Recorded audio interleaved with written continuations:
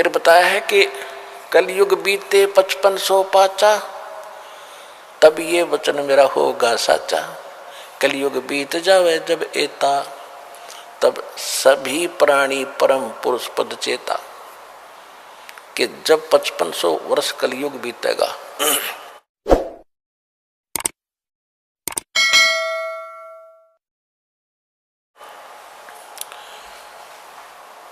उस समय घर घर परमात्मा, बोध माने ज्ञान, कबीर परमात्मा के ज्ञान की चर्चा जुबान जुबान पर घर घर होगी। अब आप देख रहे हो जितने भी बच्चे हैं परमात्मा की शरण में आए गए हैं, किसी के घर पर मोबाइल चल रहा है, किसी के घर पर कोई टीवी में सीडी लगा रखी है और आरती हो रही है, सिमरन चल रहा है। जहाँ जहाँ भी आप जाते हो, क्योंकि हमारा मार्ग ऐसा है कि जब भी आप सफ़र कर रहे हो तो भक्ति करनी है। कोई जैसे आप यहाँ से जाते हो, यहाँ के लिए आते हो, ट्रेन में आते हो, बसों में आते हो, अपनी गाड़ियों में आते हो, तो रास्ते में अवश्य सिमरन करते हो। कोई सुबह का समय हो गया, सुबह की आरती को, दोपहर की, फिर शाम की, दिन में मंत्र। तो इस तरह ये पूरे वातावरण में ये परमात्मा का जो यथार्थ भक्ति है, इसकी ऐसी फैल रही है, ये पूरे विश्व में जा रही है। और अभी तक विश्व के अंदर ये गाने बजाने, बकवाद, चर्चा और ये जो निंदा चुगली, इस तरह की बातें, जो विचार विमर्श होते हैं, ये वायुमंडल में घूमते रहते, शब्द खंड नहीं होता। और अब ये वचन चलेंगे परमात्मा की सचवाणी के, और सिमरन की, जो सिमरन करने से आपको तो ताकत आती ही है। वो जो बाहर निकलता है एक मंत्र, उपदेशी पूर्ण संत से लेकर फिर जाप करते हो, बाहर निकालते हो, तो वातावरण में फैलता है। तो इस प्रकार ये सारे मालिक की वाणी चलती है। तो ये वो जो वचन पहले समाज में घर कर चुके हैं, सबके दिमाग बदले हुए हैं, माया की जोड़ तोड़ में लगे हुए हैं, उनके अंदर फिर कुछ संतोष आने लगेगा। जो पुराने विचार हैं उनको इसमें ऐसी ताकत, जैसे आप देखते हो गंदी हवा ऊपर उठ जाती है, शुद्ध हवा नीचे आ जाती है। तो परमात्मा के जो वचन ज्ञान आप सुन रहे हो, टीवी पर सुन रहे हो, चिप में सुन रहे हो, मोबाइल से, तो मेमोरी कार्ड से चला रहे हो, या वैसे अपना सांस का सिमरन करो, तो ये शुद्ध यथार्थ भक्ति है। ये वातावरण में नीचे नीचे रह जाएगी। और जो ये पहले की बकवादें हैं, जो लड़ाई झगड़े घर घर में हो रहे हैं, आपस में लड़ते रहते हैं, तो ये सारे समाज में घूम रहे, तो सबके माइंड पर टकरा कर वो सबको ऐसे बेचैनी पैदा कर रहे हैं। अब धीरे धीरे सब में शांति आएगी और वो जो पहले वाले विचार ऊपर उठ जाएंगे, वो आपको अफेक्ट करने की रेंज में नहीं रहेंगे। एक उदाहरण सुनाता हूं आपको। एक साधु संत अपनी किसी शिष्या के घर चला गया। उस लड़की के, उस माई के घर पे उसकी बहन आई हुई थी, और उसकी बहन की लड़की विधवा हो चुकी थी। और उस संत के साथ 2-4 भक्त और भी साधु थे, उन सब ने वहां पहुंच गए। तो उसकी जो शिष्या थी उस संत की, उसने अपनी बहन का सहयोग लिया खाना बनाने में, कि बहन खाना बना, कई भक्त आ गए हैं, महात्मा जी आए हैं। तो जब उन्होंने खाना खा लिया, शाम में वह सो गए, तो सारी रात वो संत बैठा रहा। ऐसा सपना आया उसको कि जैसे मेरी बेटी विधवा होगी, हे भगवान, छोटे छोटे बच्चे हैं, इसका क्या होगा, ये कैसे जीवन निर्वाह करेगी, मेरी तो भोली भाली बेटी है, ये कैसे जिएगी। ऐसा करता करता इतना बेचैन होकर वो उठा तो काफी चिंतित था कि क्या हुआ, ये भी कोई सपने में मैं कभी ये बात भी नहीं करता, कभी चर्चा भी नहीं चलती, ये आया। उसने दूसरे को बताया, उठकर अपने गुरुजी से बताया। तो गुरुजी ने कहा मैं बताता हूँ ये क्यों आ गया सपना। उसने वो अपनी शिष्या बुलाई कि बेटी ये खाना किसने बनाया था आज रात का, कि मेरी बहन ने बनाया था गुरुजी, तेरी बहन को बुलाना। क्या तेरी बहन को कोई ऐसी एक दुर्घटना घटी है उसके घर पे, कोई ऐसी घटना घटी है, कोई दुख है उसको, हाँ जी बहुत भारी दुख है उसको। उसकी बेटी विधवा होगी अभी 1 महीना पहले और बहुत दुखी रहती है। अब वो बहन खाना बना रही थी और मंदिर से सिमरन वो हो रहा था, मेरी बेटी का क्या होगा, छोटे छोटे बच्चे, हे भगवान कैसे निर्वाह करेगी। अंदर से घड़ी दुखी थी। तो वो खाने में प्रवेश हुआ और वो खाना उसने खाया तो उसमें भी वो उचाटी पैदा कर दी। तो ये सूक्ष्म विचार आपको ऐसे प्रभावित किए हुए हैं और ऐसी ही प्रेरणा सब में बनी हुई है। सपने में नो दुखी,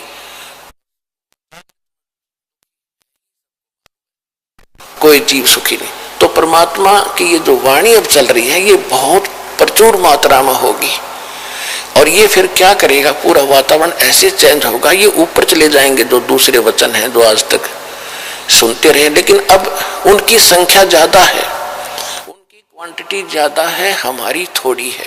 तो फिर भी ये ज्यादा प्रभावशाली रहेगा इनको धीरे धीरे। तो हमारे एक गांव में 10 घर 20 परिवार हैं, बाकी सैकड़ों 200-300 वो दूसरे चर्चा वाले। तो धीरे धीरे ये प्रचार उन पे भी असर करेगा, अड़ोस पड़ोस में भी, फिर उनकी भी कभी भावना बदलेगी। क्योंकि परमात्मा के बच्चे तो सभी हैं, चाहे कोई आज हिंदू है, मुसलमान है, सिख या ईसाई है, कोई अमेरिका में है, कोई अफ्रीका में है, भारत या पाकिस्तान, बलोचिस्तान, कहीं पर भी पैदा बच्चे उसके सभी के। और उसने सभी बच्चे उतने ही प्रिय होते हैं जैसे बाप को माँ को अपने छोटे से लेकर बड़े तक चाहे 20 बालक हो एक जैसे प्यारे होते हैं। वो आपस में बेशक लड़ते रहे लेकिन माँ बाप के हृदय में उनकी जगह ज्यों की त्यों होती है। तो इसी प्रकार आज जब हिंदू मुस्लिम सिख ईसाई बनकर आपस में बेशक हम लड़ रहे हैं लेकिन परमपिता ने हमें उतने ही प्रिय है और वो चाहते हैं कि इनका ये झगड़ा मिटे, चैन से रहे। तो उसके लिए ये शुरुआत दाता ने कर रखी है।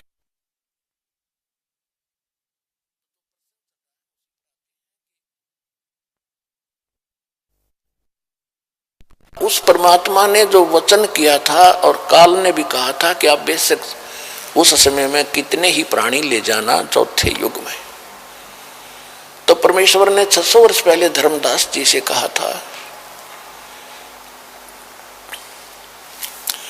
धर्मदास मेरी लाख दुहाई, ये सार शब्द की तबार न जाई, सार शब्द बाहर जो पढ़ी, ये बिचली पीढ़ी हंस न तरही।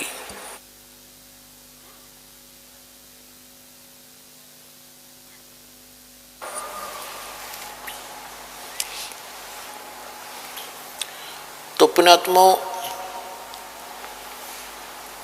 परमात्मा ने, कबीर भगवान ने पहले हमारे को एक ज्ञान दिया था इस काल भगवान को, जिसमें कंप्लीट स्पिरिचुअल नॉलेज था, पूर्ण अध्यात्म ज्ञान था। इस काल भगवान के ब्रह्म के अंतःकरण में परमात्मा ने डाल दिया था, समय उसका निर्धारित कर दिया था। उसके बाद वो ऑटोमेटिकली इसके श्वासों के माध्यम से, ब्रह्म के श्वासों के माध्यम से वो बाहर आई।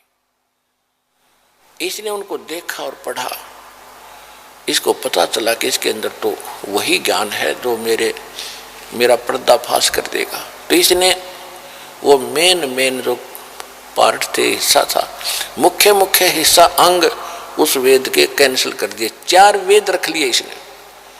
इन चारों वेदों में महिमा तो पूर्ण परमात्मा की है, कबीर भगवान की, लेकिन भक्ति की विधि केवल ब्रह्म तक की है। ओम का नाम और ये 500 यज्ञ, इतनी है बस।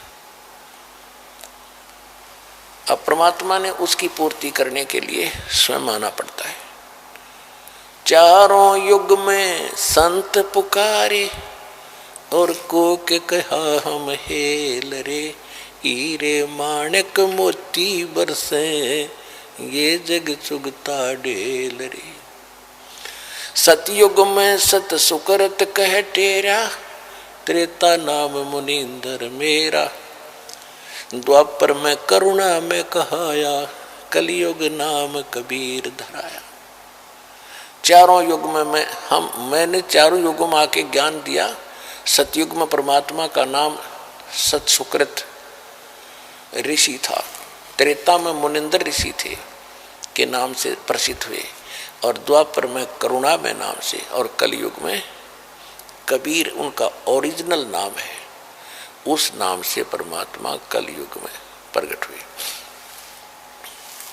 इस कबीर नाम में भी बहुत ताकत है। जैसे कुरान शरीफ में एक कलमा है इनका, उस कलमा में करते हैं अल्लाहु अकबर। अल्लाहु अकबर, अल्लाह माने अल्लाह, अल्लाह माने भगवान, अकबर अकबर नहीं, वो कबीर है। जैसे अपभ्रंश करके हम उसको अपनी अपनी भाषा में चेंज कर लेते हैं, तो अल्लाह कबीर है, कबीरू है, कबीरन है, तो बोलने का अंतर है ये, और भाषा में अंतर हो जाता है। तो इस प्रकार वो अल्लाह कबीर है, अल्लाहु अकबर है। और हजरत मोहम्मद जी को भी परमात्मा स्वयं कबीर जी आकर मिले थे। उसमें तक हजरत मोहम्मद जी का बहुत बोलबाला हो चुका था, काफी शेष हो गए थे, मुसलमान उनके अनुयायी गणे हो गए थे। और उधर से एक जबरील नाम के देवता ने उनको इतना भयभीत कर रखा था, भयभीत करके उसने अपना ज्ञान जो कुरान शरीफ का पढ़ा दिया था। परमात्मा उनको मिले, सतलोक लेकर गए, यह एक मिनी सतलोक है, लेकिन वो नीचे की जो प्रभुता थी वो छूटी नहीं, वापस आ गए। कभी गरीबदास साहिब जी ने परमात्मा की वाणी को यथार्थ चित्रार्थ किया है। उसमें कहा कि हम मोहम्मद को सतलोक ले गए, इच्छा रूपी वहाँ नहीं रहो, उल्ट मोहम्मद महल यानी शरीर में पठाया, और गुज बीरज एक कलमा लाया, वो रोजा बंग नमाज दई रे, बिस्मिल की नहीं बात कही रे।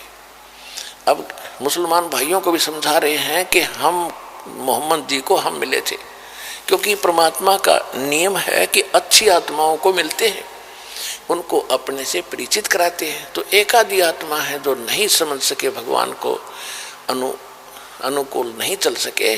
बाकी कलयुग के अंदर जिन महापुरुषों ने परमात्मा को जाना, उनकी बात को माना, उनके कुछ शुभ नाम दास आपको याद दिलाता है।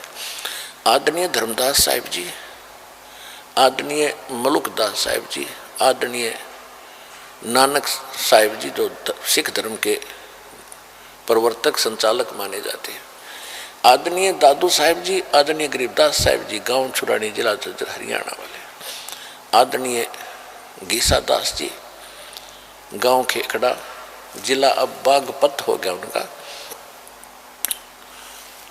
पहले मेरठ जिला था, और आदरणीय रामानंद जी जो ऋषि माने जाते थे, बहुत बड़े विद्वान थे काशी में।